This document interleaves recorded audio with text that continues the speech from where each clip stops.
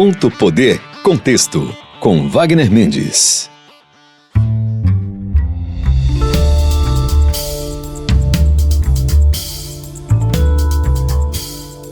Estamos começando mais um Ponto Poder Contexto na sua Verdinha FM 92.5. Você também nos acompanha nas plataformas de áudio. Eu sou Wagner Mendes, editor e colunista do Ponto Poder. E hoje, no primeiro Ponto Poder Contexto de 2025, a gente vai falar dos bastidores da posse de Evandro Leitão e vereadores no dia 1º. Vamos falar também da primeira reunião do secretariado do prefeito petista e as ações prioritárias aí para os primeiros dias de gestão.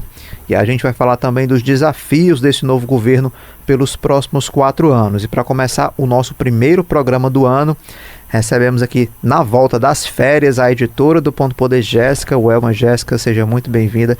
Estávamos ansiosos aí pelo seu retorno.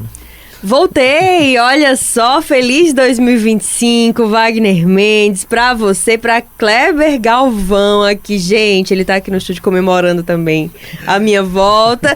Assim, né? Acabou férias, mas tô feliz também aqui de voltar, estar com os amigos, contribuindo com o nosso jornalismo político aqui do estado, Igor Cavalcante, que daqui a pouco o Wagner vai anunciar também. Bora, porque meu povo não teve sossego nenhum nessa virada de 24 para 25, fiquei acompanhando aí o noticiário também, que ficou frenético, acho que meu amigo aqui, Wagner Mendes. Não teve paz em um segundo. Eu virei o ano 2025 com a energia de 2024, aquela energia cansada, sem gás para nada. É já que chegam as férias dele, gente. Igor Cavalcante, repórter do Ponto Poder, feliz ano novo aí para você também, né? Seja bem-vindo. Olá, Wagner, Jéssica, Kleber aqui também nos acompanhando, todo mundo que tá em casa aí nos ouvindo. Feliz ano novo para todo mundo, né? E você percebe na fala da Jéssica a felicidade, né? De quem diz que nada parou, mas ela tava de férias, né? Então... A voz descansada. Exatamente. Falando aí de virada de ano, né? A novidade que nós tivemos aí no mundo político foi a posse do prefeito Evandro Leitão, né? Agora não mais prefeito eleito, agora prefeito de fato e de direito, tomou posse no dia 1º, num evento aí bem longo, né? Bem demorado, né? Começou aí na Câmara Municipal de Fortaleza, onde ele foi de fato empossado, ele e a Gabriela Aguiar. Depois aí teve um evento no Paço Municipal, que foi ele empossando aí os secretários municipais. Nem todos, porque ainda tinha aquela burocracia, né, dos vereadores e deputados que ainda precisavam pedir licença, né, oficial. Mas o Igor Cavalcante esteve lá acompanhando de perto, em loco, na Câmara Municipal, depois esteve também no Paço Municipal. Igor Cavalcante, nos conte aqui para os nossos ouvintes as primeiras impressões aí que você teve, né, desde o momento da chegada ali do Evandro, de quem foi prestigiar essa posse, né, deputados que estiveram lá também, e esse rito, né, como é que se dá, né? Às vezes o ouvinte não sabe muito bem como é que funciona, né, a posse de um gestor. Queria que você comentasse um pouquinho para a gente sobre isso. Exatamente, Wagner. Havia todo ali, no caso da Câmara, uma divisão, digamos assim, de um certo protagonismo, tanto do Evandro, né, que ia ali tomar posse, quanto do Léo Couto, que estava ali sendo eleito, tomando posse e sendo eleito presidente da Câmara, né, aí para o próximo biênio. Então havia toda essa atenção, digamos assim, dividido. Claro que o prefeito sempre desperta ali um maior interesse, né, uma maior atenção. Mas foi um evento bem longo, assim, bem demorado, justamente por conta dessas burocracias que de fato precisam acontecer. Havia ali uma série de autoridades, né, lideranças locais, estaduais, então tinha a presença de alguns deputados estaduais, inclusive da oposição, porque a oposição na Câmara também saiu bem fortalecida das eleições. Então a gente viu o deputado estadual Sargento Reginaldo estava por lá, o deputado estadual Carmelo Neto também, já que a esposa dele foi eleita vereadora, foi tomar posse, a Bela Carmelo, né? E a deputada federal Mayra, né? Mayra Pinheiro, que foi aí secretária coordenadora, né, da Secretaria lá de Saúde na época do governo Bolsonaro, e hoje a deputada federal, ela também acompanhou justamente a posse da Bela Carmelo. Mas tinha outras lideranças também da base, o Gastão estava lá, né, tava o Eunício Oliveira também, então havia uma... Zé Guimarães, né, líder do governo Lula também. Exatamente, o de Assis, enfim, toda aí uma parcela forte aí da base estava lá presente. Começou ali a sessão mesmo na Câmara, né, com a posse desses vereadores, que é uma coisa de fato mais demorada, que eles precisam assinar. Teve aquele momento também que eles... normalmente eles dizem só eu prometo, né, que é o juramento que é feito, mas alguns vereadores ali começaram a puxar alguns gritos, né, alguns de apoio ao ex-presidente Bolsonaro, outros de apoio ao presidente Lula, e aí tava um vereador gritando lá pelos poderes de Grayskull, né, que é o Germano He-Man. Então virou um ponto alto da posse. Virou aquele momento meio quinta série, né, ali dos parlamentares. E aí, paralelamente, o prefeito eleito Evandro chegou, fez ali uma inspeção na Guarda Municipal de Fortaleza, e ficou na sala da presidência da Câmara, né? E ali ele fez um momento ali de cumprimentos, recebeu muitos deputados, muitos vereadores, estava todo mundo ali querendo falar com ele, e logo em seguida ele entrou de fato no plenário, onde houve a posse dele e da Gabriela Aguiar. Eles tomaram posse, no fim essa posse deles foi até rápida, assim, mas o que demorou mesmo foi a posse dos vereadores, porque são 43 vereadores. Isso porque aí na verdade foi o Adail Júnior, né, que é o decano lá da Câmara, isso, que acabou coordenando ali, presidindo a casa, para a posse dos vereadores. Aí depois que os vereadores foram empossados, aí tem a eleição da mesa, né, com a eleição do Léo Couto. Então tem todo esse trâmite antes da posse do prefeito, né, do prefeito e da vice Gabriela Aguiar. E nesse caso da eleição, teve o fato aí mais de destaque, digamos assim, que normalmente essas eleições de mesa, né, como a gente até falou recente aqui da Assembleia, ela é feita com uma certa unanimidade, né, porque há uma articulação ali, normalmente a base é muito ampla, então não há muita dificuldade de criar uma chapa e elegê-la, né. Então o que há, digamos assim, é um acordo ali para que dê espaço nessa mesa para a oposição. Mas, no caso da Câmara de Fortaleza, o presidente do PL municipal, André Fernandes, deputado federal e candidato derrotado à Prefeitura de Fortaleza, ele anunciou ainda no ano passado que iria tentar lançar uma chapa, acabou não conseguindo viabilizar isso pela quantidade mesmo de assinaturas, né, de apoio, e houve a eleição agora do Léo Couto. Ele, inclusive, em conversa aqui na live, né, do Ponto Poder, ele falou que houve essa disponibilidade de um espaço na mesa diretora para o PL, mas por conta dessa imposição aí do André Fernandes, eles não quiseram, recusaram esse espaço. E na eleição lá, né, no momento da eleição, os vereadores do PL votaram contra a chapa do Léo Couto, do PL, e também um dos vereadores do PSDB também se posicionou contrário, né, a essa eleição, mas foi ali uma eleição de lavada, né, sem nenhum risco de que o Léo Couto não fosse eleito, e como de fato ele foi. O que a gente acompanhou em relação também ao discurso do Evandro, né, o Evandro falou ali na Câmara Municipal, depois falou no Paço Municipal.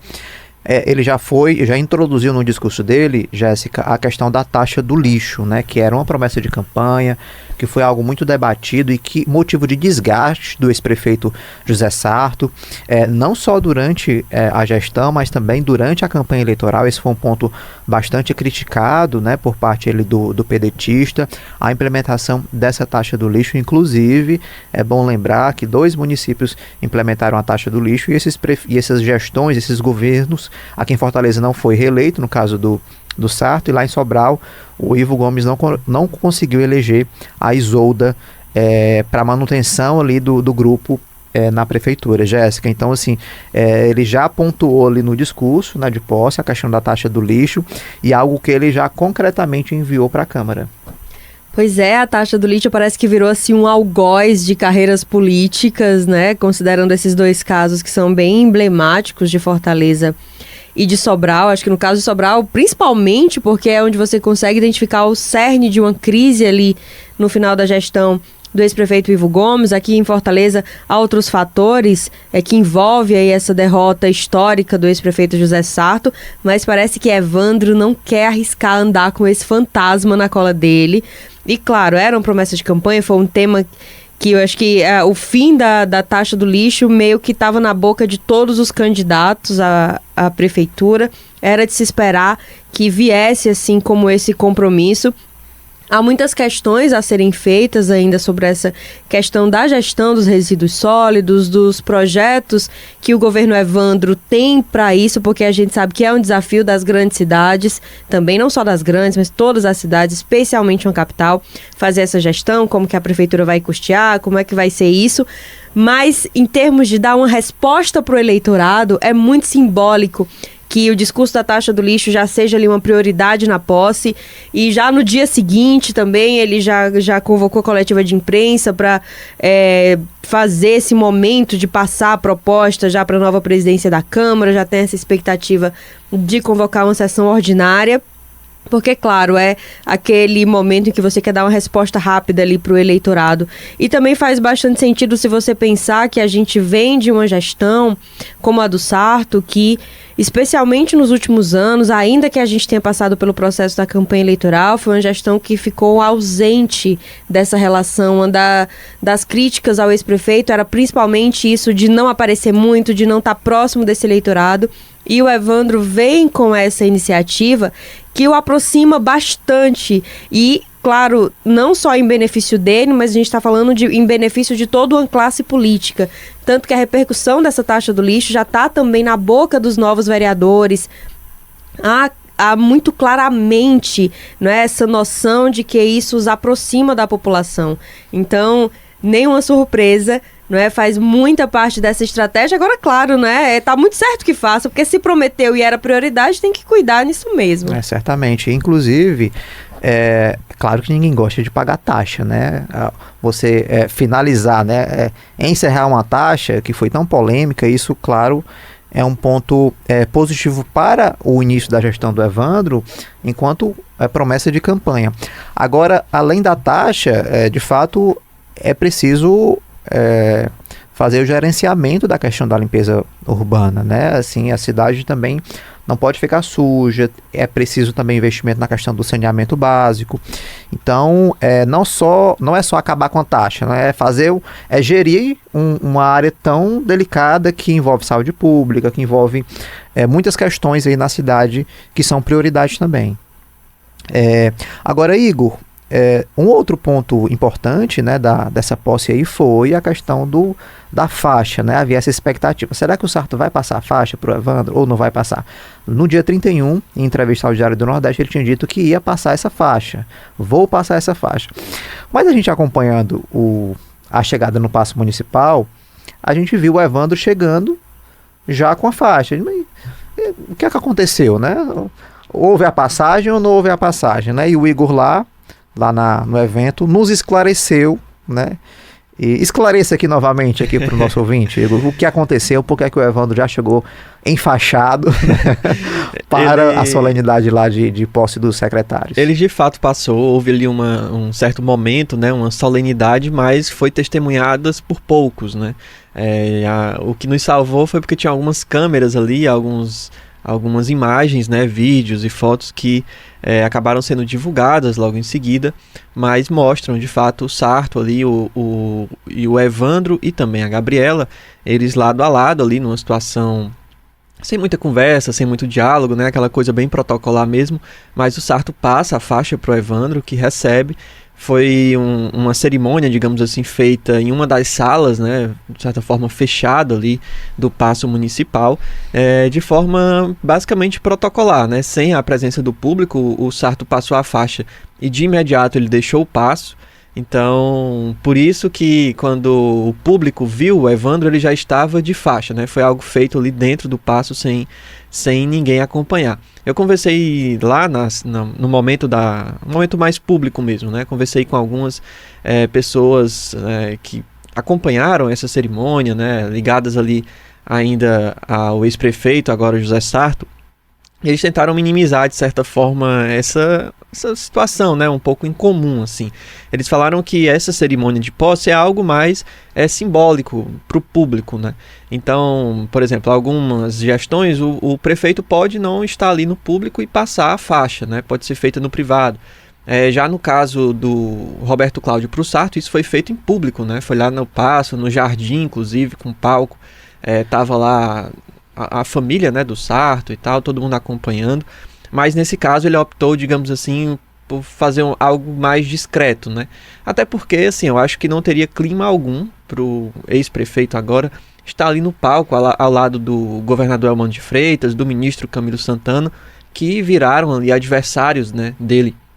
E até mesmo do Evandro. A gente acompanhando o vídeo, a gente percebe que ali não tem mais muito diálogo, né? Seja político, seja pessoal, entre eles que já foram correligionários, já foram parceiros, mas de fato o que aconteceu foi isso, assim, houve essa explicação, tentando minimizar a situação, de que de fato foi uma coisa para não tirar ali a atenção do Evandro, aquela coisa de ser mais discreto, mas foi algo incomum, né? A gente não tem esse registro aí, pelo menos nas últimas gestões, né? Se foi constrangedor numa sala fechada, avalie se fosse em evento público. Não, e olha que a gente teve, por exemplo, a passagem da faixa da Luiziane Lins para o Roberto Cláudio, ali de 2012 para 2013, que tinha sido eleição muito acirrada, e a Luiziane não poupou muito em piorar esse acirramento também naquela época com o Roberto Cláudio, e mesmo assim Luiziane esteve lá na cerimônia, saiu lá no carro, acho que na época ela tava com... Era um palio vermelho, isso. Né? Saiu de lá já direto pro aeroporto, mas compareceu, né? Teve, apesar das divergências, toda a crise que foi aquele final da gestão Luiziane para Roberto Cláudio, mas ainda teve esse momento público da cerimônia, né? Que não foi o que a gente viu. E aí eu já tava falando sobre isso um pouco antes, que é essa figura do Sarto ter ficado muito reclusa nessa ausência desse contato com o eleitorado, e você vê o ex-prefeito, inclusive, se recusar a participar de um rito público, que é parte da democracia, que é parte dessa construção da imagem da gestão pública para o eleitorado, da história. Então, acho que realmente é mais um momento assim que não conta muito positivamente para a biografia do ex-prefeito, porque eu acho que tem um ponto que, ainda que você tenha divergências políticas, ainda que seja difícil você amargar a derrota, mas quem vai para a eleição sabe que pode perder. Você é eleito para 4 anos, você não sabe dos outros 4. E que construção foi essa de uma gestão pública que foi feita em 4 anos, que você não se orgulha ali do que você construiu, ao ponto de você saber que está repassando uma gestão de uma cidade tão importante para uma outra pessoa, e saber que ali é um momento, né, que é importante também para essa memória da cidade. Então, chamou muita atenção, né, essa coisa mais reclusa. E assim, o evento sem o Sarto acabou de fato virando ali uma festa mesmo do Evandro, né? Uma festa bem pública, assim, porque ele aproveitou ali para estar com os aliados mais próximos a ele, né? Então a gente não tem isso também historicamente, né? A gente não tem ali no palco figuras como o ministro, o governador, seja lá quem for, mesmo na posse do Sarto, né? Que tinha o Ciro, né? Ainda bem mais fortalecido do que hoje, o próprio Camilo, de quem ele era aliado, né? Era mais o Roberto Cláudio ali do lado da família dele, mas de fato nessa posse estava ali o Camilo, estava o Elmano, estava o Evandro, então foi algo bem realmente característico, e teve aqueles recados, né? Porque ele também discursou lá, se emocionou diversas vezes, principalmente falando da família, desses aliados, exaltou a figura do Camilo, do Elmano, essa parceria do Lula, enfim. E também algo que é bem um recado mesmo para o Sarto, né? Que é essa questão de que ele reforçou muito nos 2 discursos e no dia seguinte, né? Essa questão de receber muito as pessoas, de estar na rua, de fazer uma gestão mais portas abertas, né? Como ele fala. Então isso foi muito uma crítica feita pelos aliados do Sarto, principalmente vereadores, dessa dificuldade de conversar com ele, de ser recebido, de ter audiência no Paço. Então o Evandro ali já um dia depois da posse, né, ele já recebeu alguns vereadores, já teve essa questão da taxa do lixo. Então foram sinalizações que ele foi fazendo tanto no discurso quanto aí já nos primeiros momentos de gestão. Inclusive ali no rito, né, Igor, teve ali um ato ecumênico, né, logo após a posse dos secretários, né, não todos, como a gente falou aqui, mas também teve esse ato, esse momento religioso que incorporou, né, esse rito de posse nesse dia 1º. Exatamente, após esse período de discursos, né, para finalizar ali, foi um momento que até se estendeu bastante, houve a presença de lideranças religiosas que discursaram, falaram, teve um momento ali eucarístico também, Então, muita gente acompanhou toda essa situação e a própria família do Evandro, né, algumas pessoas estavam comentando lá, é bem religiosa, assim. Então, eles fizeram questão mesmo de ter esse momento, de demarcar isso lá na posse. E foi algo que eles deixaram ali para o final, logo depois do discurso, mas que aconteceu junto ali lideranças religiosas de várias vertentes, muito exaltando também. Achei curioso, inclusive, que um padre lá que estava discursando, ele falou da dificuldade que ele tinha sentido de estar naquele momento como liderança religiosa no momento de campanha. Ele falou, eu estava sendo muito observado, tudo que eu falava era muito inspecionado por um lado e por outro. Eu tinha ali minhas preferências, mas tentava deixar um pouco mais distante, mas foi uma dificuldade muito grande e hoje estou aqui desejando o melhor para a cidade, enfim, e aí seguiu o discurso. Você vê o nível de polarização, né? Como é que tá a cidade. Meu povo, vamos para um intervalo rapidinho aqui. Na volta a gente vai falar sobre a primeira reunião do secretariado do Evandro Leitão, que aconteceu agora na sexta-feira, e as prioridades, né, para a gestão. Até já. Olá, eu sou Jéssica Welma e venho te fazer um convite para acompanhar a live do Ponto Poder todas as quintas-feiras no YouTube do Diário do Nordeste. Você que gosta de discutir política, está sempre bem antenado, saiba que a gente tem muita discussão para te oferecer. Sua companhia lá vai ser muito bem-vinda, a gente te espera. Você está ouvindo Ponto Poder Contexto, com Wagner Mendes.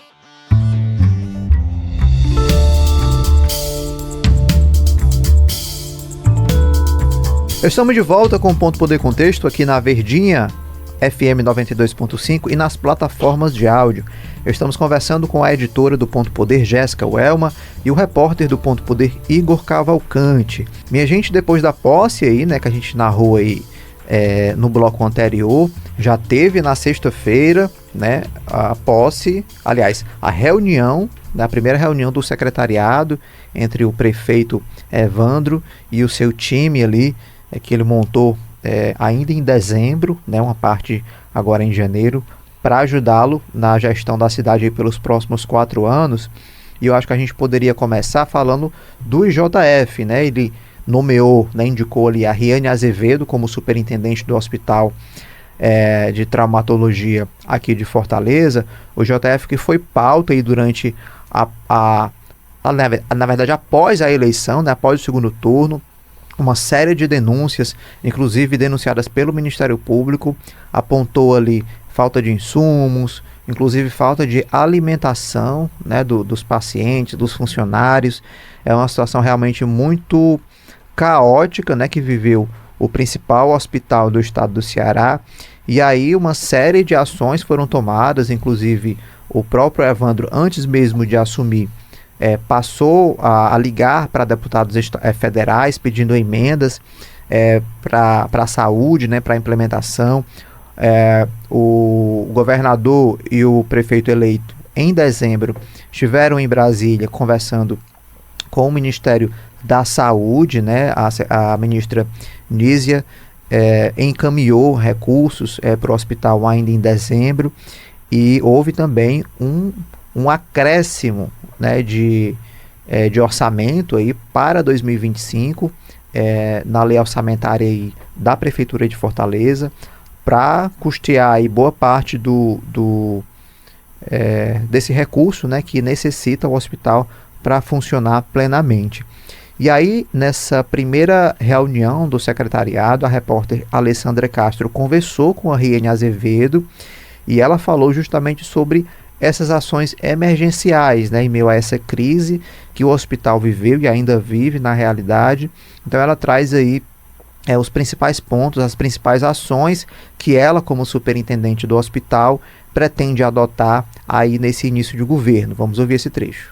Desde o dia 22 de dezembro que a gente já vem trabalhando nessa questão do desabastecimento, né? Então, a gente já teve na Secretaria de Saúde, com a doutora Tânia, que foi quem abriu as portas, né, da Secretaria e dos hospitais de uma forma geral, do Estado, que estão ajudando o IJF. Então, foi feita uma entrega dia 30, agora de dezembro, de suprimentos, e ontem, dia 2, fizeram o restante da entrega para que a gente possa pelo menos nesses próximos 90 dias, ficar abastecido, né? E com isso a gente vai, obviamente, vendo quais são as licitações que já tem, os recursos que vão chegando, para a gente voltar à normalidade do hospital. Essa é a primeira ação que a gente está tomando, praticamente essa questão do desabastecimento, porque ela inclui produtos que são necessários, digamos assim, básicos, né?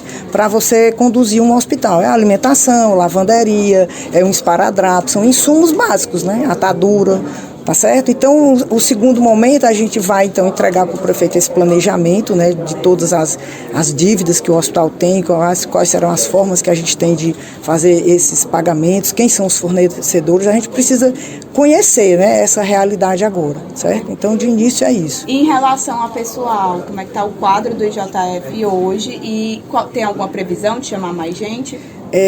O quadro do IJF hoje há uma, digamos assim, uma dificuldade, porque as pessoas elas se aposentaram, que é um direito legal, né? Muitas delas se aposentaram ao longo do tempo e a gente está precisando recompor os quadros do hospital. Existe um chamamento agora, que já foi feito agora, de enfermeiros.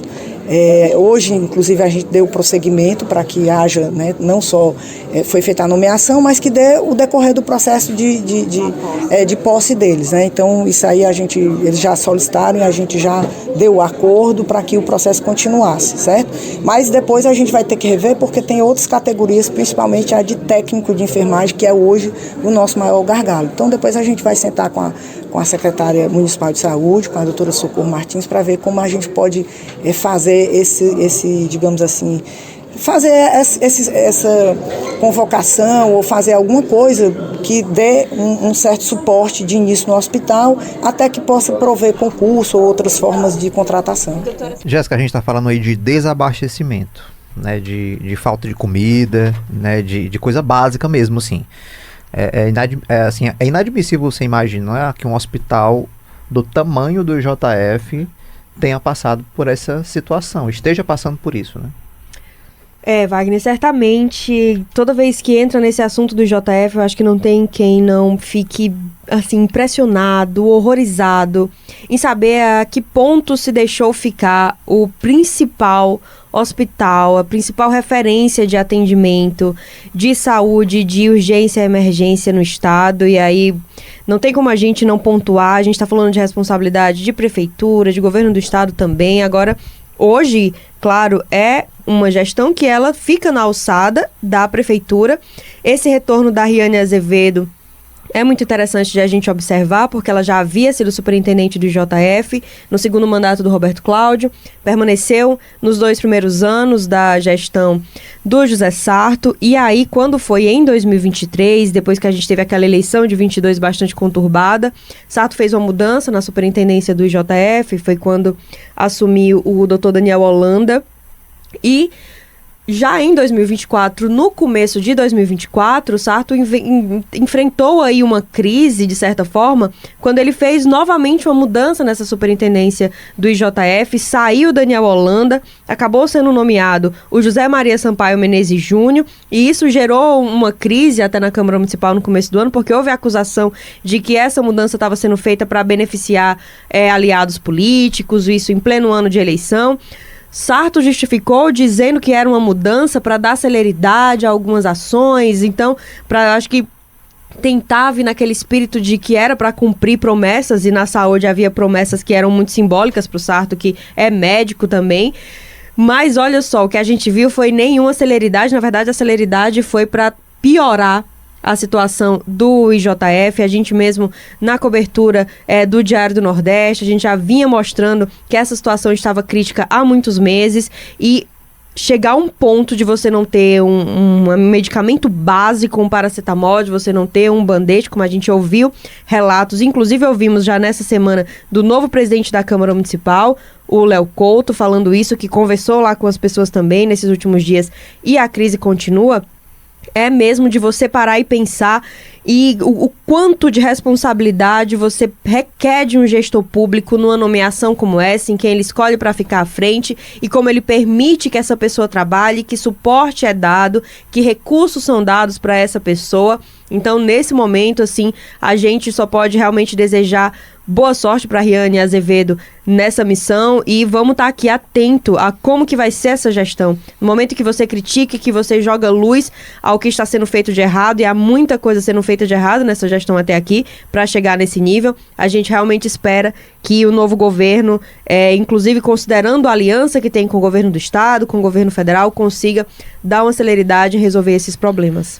A nossa repórter Alessandra Castro, inclusive, conversou com o prefeito durante essa reunião, né, do secretariado, e o prefeito fala que as dívidas que a prefeitura vai receber, que eles estão calculando ainda, né, podem chegar a 2 bilhões de reais. E boa parte dessa dívida, viu, Igor, ela vem justamente da saúde, né? Inclusive, é o que a superintendente fala, que vai fazer esse planejamento das dívidas, né, para entregar para o prefeito, para ele ter mais clareza ainda de quais são os fornecedores que precisam ser pagos, ou seja, a situação precisa ser restabelecida de uma maneira bem prática, que é pagar os fornecedores, né, porque se você não paga os fornecedores, eles não vão fornecer mais, né, isso é o básico, né, é o lógico. Então, a questão das dívidas, elas ainda estão sendo, né, mapeadas aí pela superintendência para entregar esse planejamento para o prefeito. Essa situação é tão absurda que, se a gente considerar, a gente for pensar, né, teve um momento aí de 2 meses de transição, né, entre as gestões, mas o que se parece é que não aconteceu, mesmo nessa área tão delicada, onde há uma situação tão crítica, né, uma crise tão evidente. E aí, sempre que esses dados são repassados, sempre que esses dados são anunciados, é muito de um tom de a gente projeta, a gente acha que é isso, mas não se calculou, não se tem exato, né? A gente ouviu vários relatos durante esse momento de transição de que os dados não eram confiáveis, que os dados não estavam sendo de fato passados, né, como deveria ser.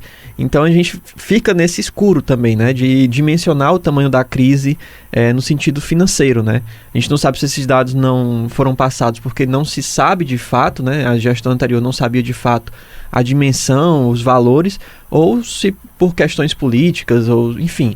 O fato é que nas duas realidades é um absurdo, né, isso não ter sido passado, assim. E outro ponto que chama a atenção é que algumas medidas estão sendo tomadas nesse momento emergencial, e claro que isso é importantíssimo nessa hora, mas são recursos que são paliativos para esse momento, né? É preciso, de fato, ter um redesenho ali de como é feito os investimentos na saúde pública de Fortaleza, porque, enfim, a gente está aí diante dessa crise, né?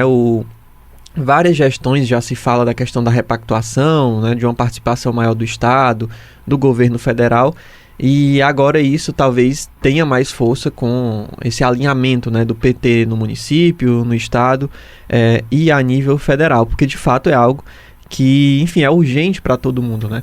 E um ponto que eu acho que tem passado muito batido nessa discussão é muito a questão da fiscalização, né? Porque a gente viu, a gente está vendo, está testemunhando a que ponto se chegou à saúde pública, mas em nenhum momento a gente vê, né, nenhuma discussão sobre a responsabilização, né, dessas pessoas, de quem pode ter levado até isso. Ontem, inclusive, questionei ao Léo Couto sobre, ele falou, alguns vereadores chegaram a denunciar sobre isso, mas a Câmara mesmo tem muito mais poder do que vereador está na tribuna denunciando, né? É possível institucionalmente tomar medidas, tribunais, enfim, Ministério Público, esperar para ver, né? Para que isso não se repita. E aí a gente também conversou, a Alessandra Castro, nossa repórter, com o secretário de Educação, Idilvan Alencar, que também já foi secretário do Estado, de Educação também, está como deputado federal e agora vai assumir, né, esse desafio em Fortaleza na gestão da educação. Vamos ver o que é que ele disse sobre as prioridades da área aqui na cidade. Em relação aos seus primeiros dias à frente da Secretaria de Educação, tem um déficit de creche de aproximadamente 10 mil vagas, né? Como é que vocês pretendem resolver essa situação, tendo em vista que a gente está no início do ano letivo? As matrículas já encerraram, né? Está tendo um ajuste de matrícula agora, alguns novatos, então assim, é um trabalho que a gente vai começar a conhecer, a estudar. Não só o déficit, mas as condições atrás das creches é uma coisa que nos preocupa, né? Tem creche conveniada que não tem uma qualidade muito boa de atender as crianças. E, no geral, o resultado de aprendizagem de Fortaleza nunca foi um resultado bom, né? O Estado é referência na educação, mas Fortaleza não ocupa boas posições.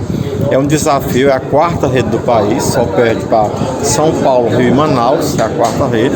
Cerca de 250 mil crianças, então a gente tem desafios enormes, não só para a creche, mas também escola em tempo integral. A oferta em si já é desafiadora. Secretário, e quais são as primeiras ações nesses primeiros dias, assim, de prazo, que vocês vão fazer efetivamente? Inicialmente a gente está preocupado com o início do ano letivo. A previsão é dia 30 de janeiro, início do ano letivo. Então a gente vai precisar dar uma arrumada nas escolas, né? Equipamento quebrado, ver previsão em relação a possível quadra invernosa, repassar recursos para que as escolas possam organizar. Então a gente tem que se preocupar com o início do ano letivo. É a questão imediata para a gente atender bem as crianças de Fortaleza. Jéssica, o secretário fala aí do tamanho da rede de Fortaleza, né? É claro que é um desafio muito grande você gerir, né, qualquer área, qualquer parte, ainda mais de educação de uma cidade como Fortaleza, pela quantidade de alunos que tem. E ele fala, né, ele situa que os números de Fortaleza não são tão bons assim como o do restante do estado, mas o restante do estado são municípios menores, né, com uma rede muito menor, mas é claro que é um grande desafio agora para o novo secretário. Certamente, a gente está falando de um tema que é muito sensível em termos de grupo político, né? Se a gente pensar que a liderança é o ex-governador Camilo Santana, hoje ministro da Educação, que é o principal nome político de um estado que é referência internacional em relação às políticas de educação, e a gente sempre menciona Sobral, né, claro, e Dilvan, que vem muito dessa relação com o ex-governador Isolda Sela também, referência nisso. Há muita responsabilidade. A carreira dele como deputado federal veio da atuação na Secretaria da Educação também. Sempre foi muito atuante. Então, agora sim, é aquela história do sarrafo lá em cima, né? Dessa expectativa. A gente, claro, Fortaleza tem uma rede muito maior em comparação às outras cidades, mas tem mais recursos também. Então a gente vai ficar sempre muito atento a como que vai ser essa mudança para que Fortaleza consiga assumir melhores patamares em relação à qualidade da educação. A gente tem esse grandíssimo desafio do acesso às creches. Isso foi um assunto muito falado durante a campanha eleitoral, não só nessa. A questão da quantidade de crianças fora de creche, ela é sempre um tema que a gente traz à tona de volta, porque é um gargalo que o poder público segue sem ter uma iniciativa efetiva. Agora, bem interessante essa transição na Secretaria da Educação, Wagner, porque a ex-secretária Dalila Saldanha é muito próxima do Dilvan também, né? Uma figura que sempre foi muito próxima nessa articulação da educação, nesse compromisso com a área. Então, a gente tem percebido que ela está próxima, né, acompanhando mesmo esse processo da transição, que é uma coisa muito boa, porque a educação, como a saúde também, como as áreas que são pilares aí do funcionamento social, não para, né? A gente acabou de assumir a gestão, encerrou o período de matrícula, mas daqui a pouco começam as aulas e é realmente uma área que certamente vai ser muito cara ao prefeito Evandro. O Idilvan, inclusive, é a única pessoa que eu vi nesse tempo todo não reclamando da transição. Eu falei com ele na Câmara, perguntei como é que tinha sido, ele, olha, tá maravilhosa. A Dalila foi minha indicada do grupo ali, né, com a Isolda. Então a transição tá sendo tranquila, não teve nenhuma falta de informação, tudo foi passado, a gente tá trabalhando junto. E destoou bastante, assim, porque tinha muito secretário lá, tinha muito vereador e todos reclamando, assim, mas aparentemente a educação foi preservada aí, né? Que bom, né? Republicanismo sempre é bom, né? É o que se espera, mas nem sempre se tem. Nem sempre, infelizmente. A gente falou aqui de educação, falou de saúde, e um outro ponto muito importante que, inclusive, o ex-prefeito Sarto sofreu muito foi na relação política, né? Na Câmara, perdeu muitos aliados, né? Perdeu muitos partidos políticos para o projeto dele de reeleição, e isso foi, claro, um dos fatores que fizeram não ser reeleito, né?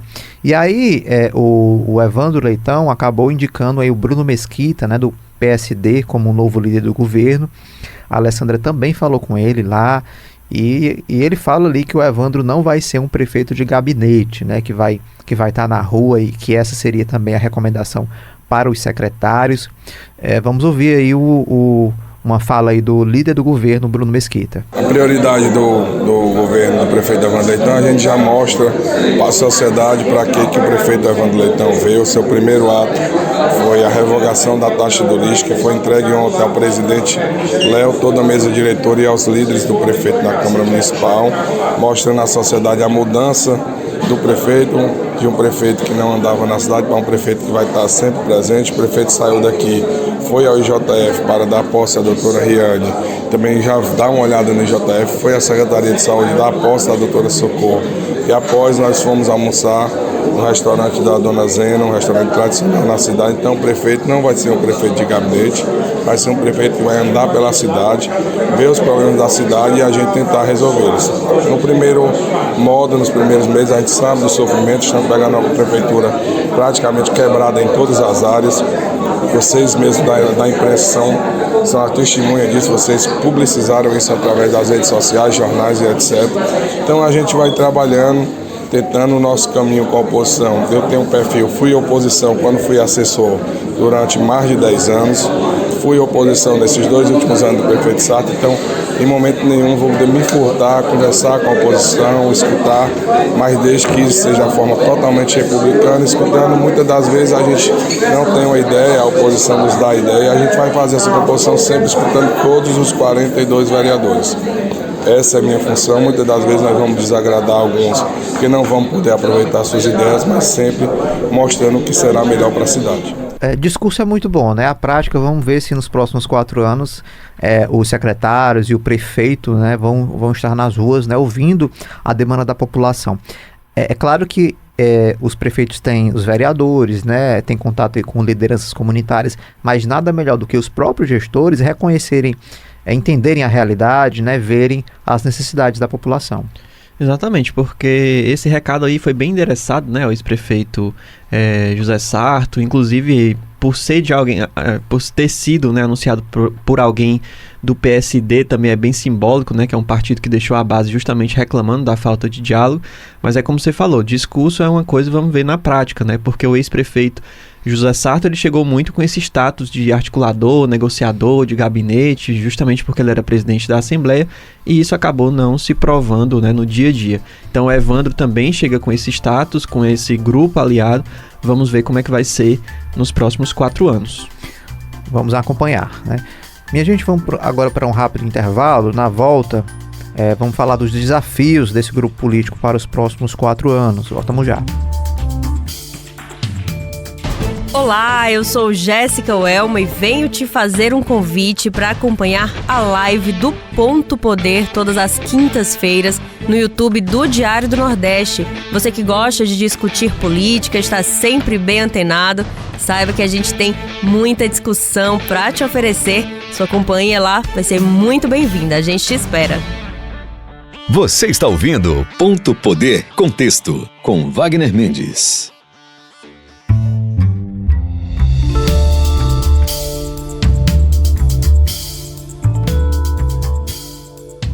Estamos de volta com o Ponto Poder Contexto aqui na Verdinha FM 92.5 e nas plataformas de áudio.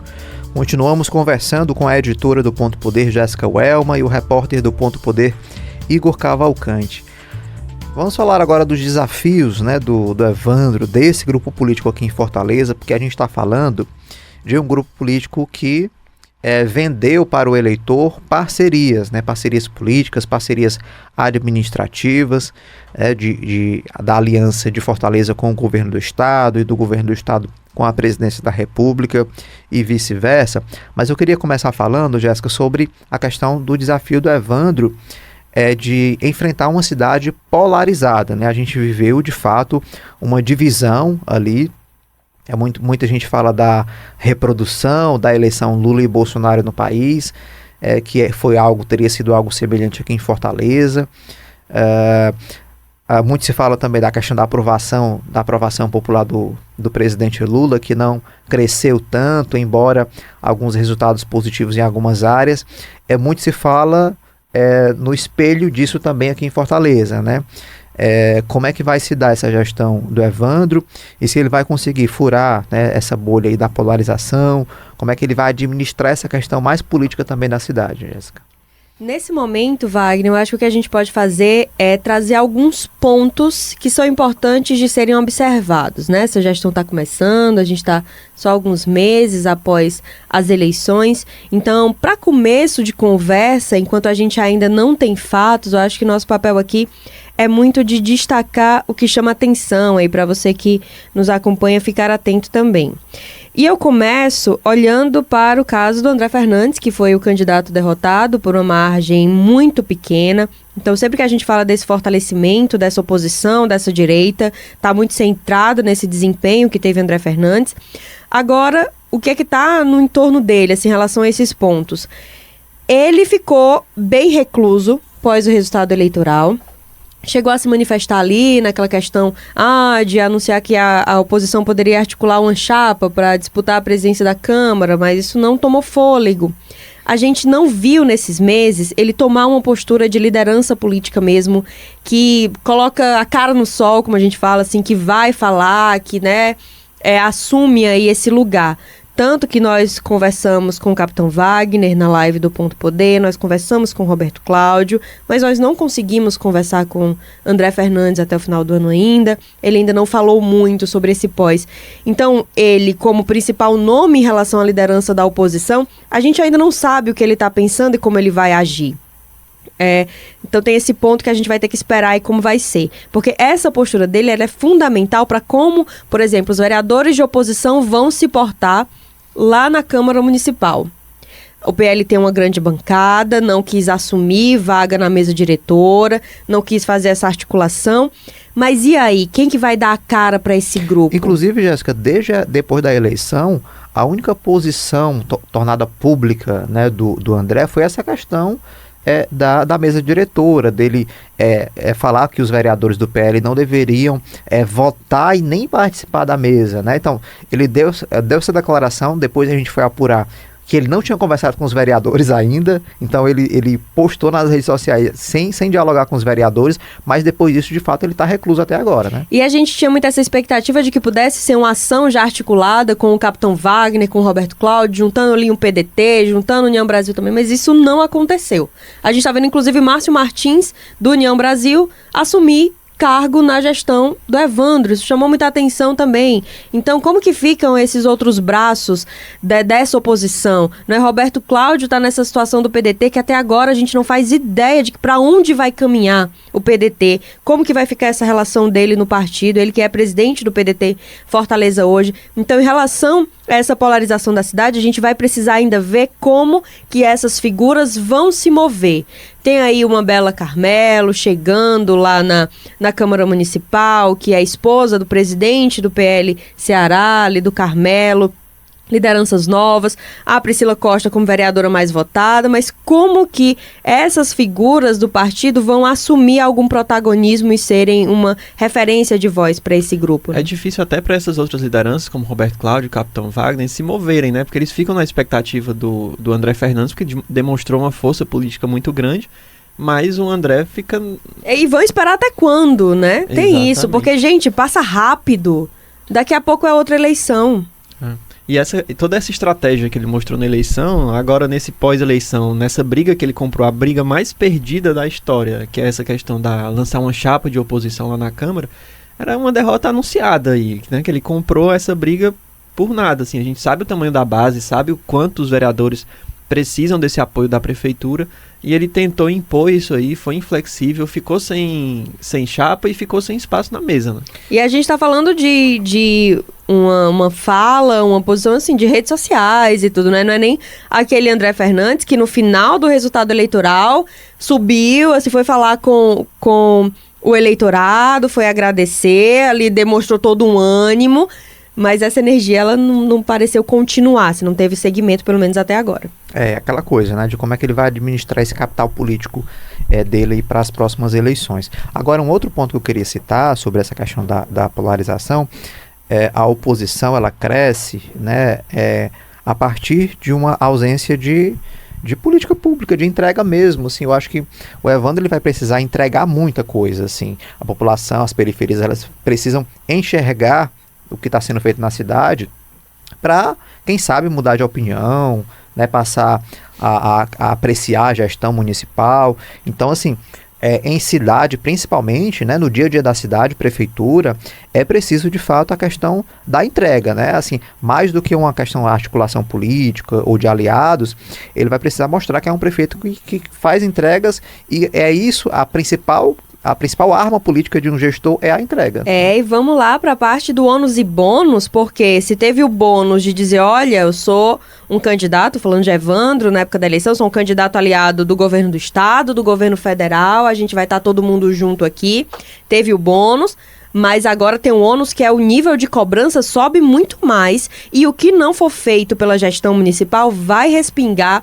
na imagem da gestão estadual, do governador Eumano de Freitas, vai respingar na figura do presidente Lula, e aí, claro que a gente está falando dessa polarização nacional de Lula e Bolsonaro, que a gente viu ter espaço ali em alguns pequenos ataques, umas picuinhas nas posses dos vereadores, mas se essa gestão do Evandro não foi muito cautelosa com o que prometeu e com o que vai estar sendo cumprido, isso vai dar o tom da discussão, assim, pode esperar, começando os trabalhos da Câmara. A gente vê a dificuldade, muitas vezes, do eleitor de diferenciar, né, o que é responsabilidade do Estado, da Federação, da União, né, do município. E nesse caso agora, aí é que é difícil mesmo, né, porque, de fato, se pregou uma imagem, né, e a gente vê, principalmente, algo que eu acho que é muito perigoso para a gestão, que é essa ansiedade do eleitor. O eleitor de esquerda está muito naquela coisa de, olha, eu quero ver funcionando, quero ver fazendo, quero ver finalmente resolvendo. E o eleitor de direita está muito naquela de agora vai dar tudo errado. É uma ansiedade assim de, olha, agora é tudo junto, agora dá para apontar o dedo numa direção só e vai acertar todo mundo. Então, tá todo mundo nesse mesmo barco. Assim, eu lembro muito que na época da crise maior do Lula preso e tal, que o governador aqui era o Camilo, a gente tinha muito essa coisa de como é que essa crise no PT nacional não afeta aqui o Estado, né? Não tem não ressoa, né, tão fortemente. Mas a gente tinha esse distanciamento do Camilo, né? Era uma figura que era muito ligada ali aos Ferreira Gomes, né? Muito mais, chamava aquele PT menos vermelho, né? Um PT mais rosa, assim, digamos assim. Mas agora não, tá todo mundo no mesmo barco. Agora é Lula, é Camilo, é Eumano, é Evandro. Então, para o eleitor, se tiver uma crise nacional, vai ser muito difícil o Evandro aqui se blindar, assim como o Evandro não fazendo uma boa gestão, vai ser muito difícil para um Eumano, por exemplo, disputar uma reeleição. E aí, entre as entregas que a gente está falando aqui, a gente já falou aí no bloco anterior sobre saúde pública, né? A crise da saúde em Fortaleza. E aí, para resolver problema de saúde, claro que tem que ter administração, planejamento, mas não pode faltar dinheiro, né, assim. E aí, não se fala numa questão financeira muito consolidada. O Igor até falou aí no bloco anterior, da onde virá esse dinheiro, né, assim. O ex-prefeito Sarto falou no projeto ali de estadualização do JF, porque não atende só Fortaleza, atende o estado do Ceará inteiro, inclusive gente de fora do Ceará. É uma preocupação, né, Igor, dessa gestão que chega agora. A saúde pública nunca é uma maravilha em lugar nenhum, né? A gente nunca tem uma gestão ali que realmente não tenha uma falha. Agora, a situação que chegou o JF é algo realmente inaceitável. Então, o prefeito, né, que assumiu agora no dia 1º, ele tem essa missão de tirar, né, das páginas dos jornais a crise na saúde pública. É claro que problema vai ter, deve ter, sempre tem. Saúde é uma área muito, muito difícil, né, de gerir, mas acho que o básico ele precisa entregar para que não aconteça o que aconteceu já no JF. Esse gerenciamento desses recursos, agora mais paliativos, são importantíssimos, né, para dar um fôlego aí, mas como ele mesmo já falou dessa repactuação, né, entre o Estado e a União, isso parece ser fundamental, né? A grande questão é que a gente está vendo uma tentativa de corte de gastos, aí, uma necessidade de corte de gastos em instâncias, né? Então, no Estado, na União. Então, quando chega uma capital que também vai ter que apertar ali o cinto, né? Porque é uma taxa ali do lixo que já não vai entrar, né? Um recurso que já não vai entrar. Então vai ter que vir de outra área, vai ter que remanejar outro recurso. E aí conta com o apoio do Estado, aí o Estado já está apertando o cinto, conta com o apoio federal. A gente está vendo aí todo esse impasse no Congresso. Então é um quebra-cabeça bem difícil. Outro ponto também, além da saúde, Wagner, é a questão da segurança, né, que foi um discurso muito batido durante a campanha. A gente sabe que a prefeitura não tem esse impacto direto, né, no policiamento, naquela coisa ali mais armada, repressiva, ostensiva e tal.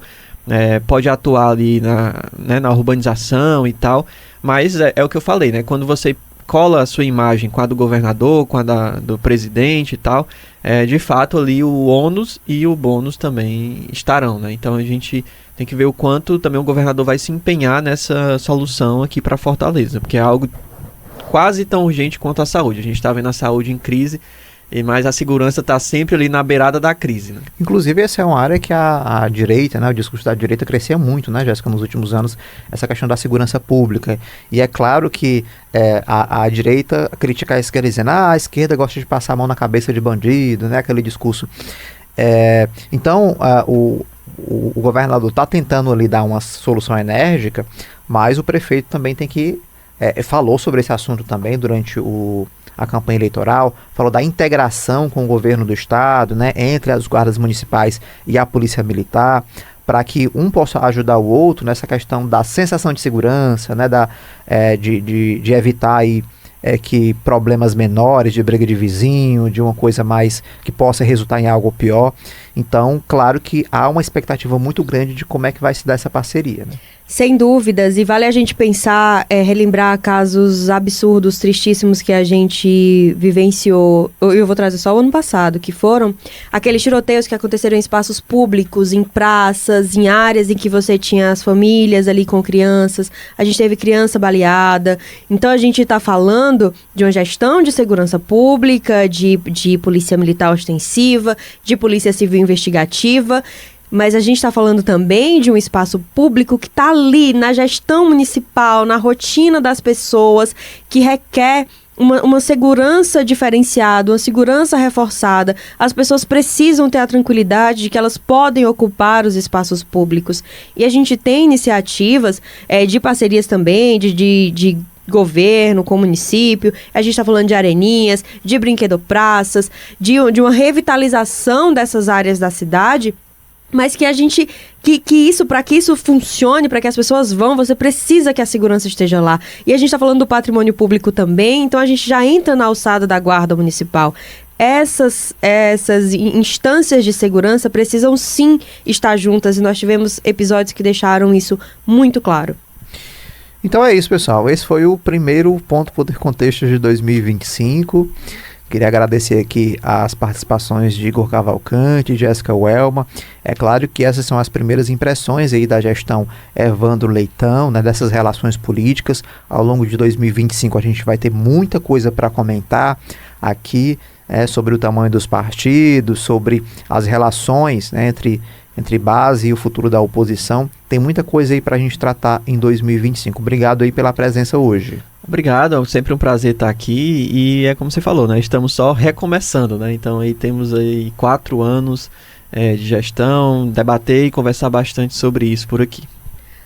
Vamos que vamos, porque já começou animado, eu acho que vai ser muito, considerando a força aí de diferentes lados políticos, vai ser realmente mais um ano daqueles que a gente vai dizer, caramba, a gente não tá respirando entre eleições, né? Vamos embora. Então é isso, pessoal, Ponto Poder Contexto vai ficando por aqui. Lembrando que você pode compartilhar o nosso programa a partir das plataformas de áudio, Spotify, Deezer e Google Podcast. É só pesquisar lá na aba de pesquisa e colocar Ponto Poder. Apresentação e produção Wagner Mendes, áudio e sonoplastia Kleber Galvão, apoio técnico Glauber Souza e Samuel Macedo. Até o próximo sábado.